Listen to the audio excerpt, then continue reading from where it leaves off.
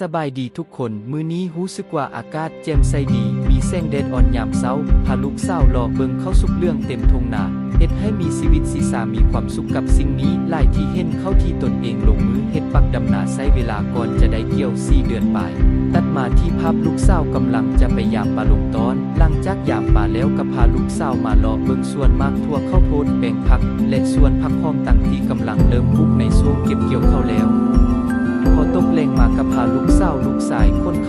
าแล้วเพิ่นมาล้างถ้วยช่วยพ่อแม่การใช้ชีวิตแบบนี้ก็มีความสุขคนละแบบบางคนก็มักแบบธรรมชาติบางคนก็มักแบบในเมืองส่วนเฮามักแบบนี้ละสบายบ่วุ่นถ้ามักวิถีชีวิตแบบนี้ช่วยกดไลค์กดแชร์กดติดตามในเด้อทุกคนเพื่อมีกำลังใจเฮ็ดคลิปต่อไปคลิปนี้จะจบเพียงเท่านี้ช่วยติดตามในคลิปต่อไป